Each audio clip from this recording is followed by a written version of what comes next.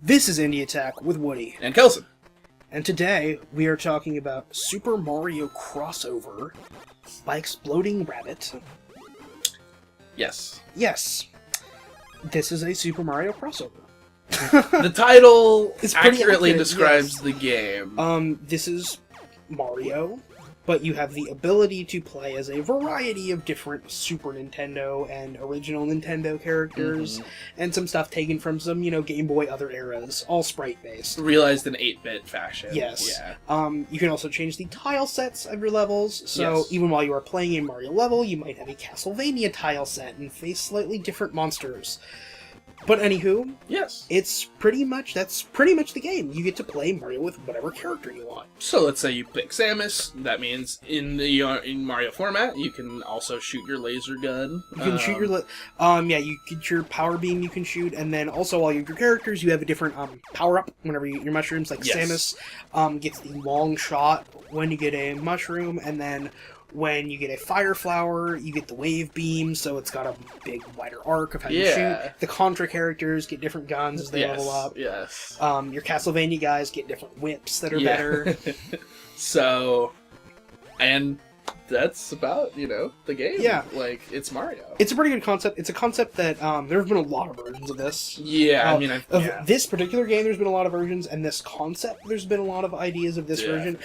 It's pretty well realized, I think, at this point. Yeah, it feels. When I say it's Mario, it truly feels like. Yeah, it feels like Mario. It feels like a complete mashup of those universes. It does a really good job at making the characters feel distinct. Mm-hmm. With a relatively small number of variables to do that with. Which, I kind of compare it to Smash Bros. In that sense, and that each character feels really distinct. Yeah. And has sort of all the traits you would expect them to, even though there's not really a lot of traits to each one. Like, your jump physics feel different and all that. Yeah, the jump, exactly. This is a game where, like, an 8-year-old me, if this was on a Super Nintendo cartridge, I would have been blown away, like Mega Man broke into Mario, and now I can, fight Koopa Troopas with Mega Man.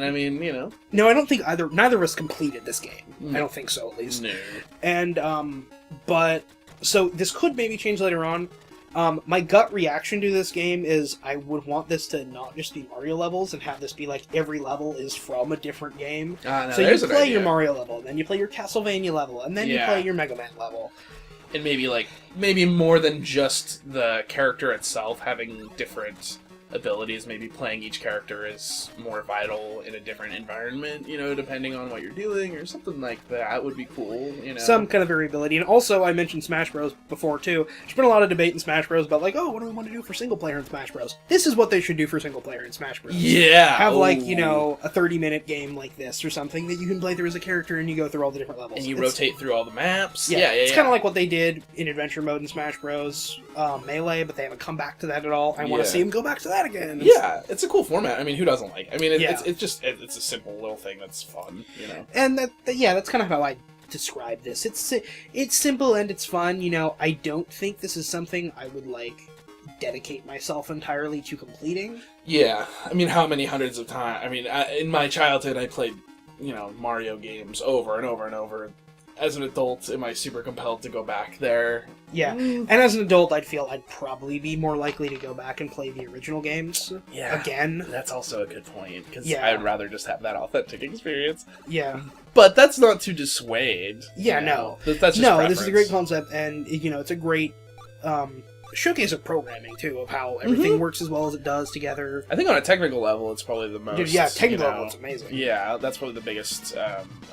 pro towards this game is just that fluidity and how everything comes together really well, and all the tile sets. It's impressive for sure. Yeah, and it's cool. It's fun. Yeah, this is a game where I'm struggling to find anything negative to say about it, but I also don't necessarily think I would feel the need to play this. Yeah, it's just kind of if you're in the mood for something. Yeah, that's a very good way to put it. If you're in the mood for something like this, like a big crossover game, this is probably about as good as you can get. Yeah, absolutely.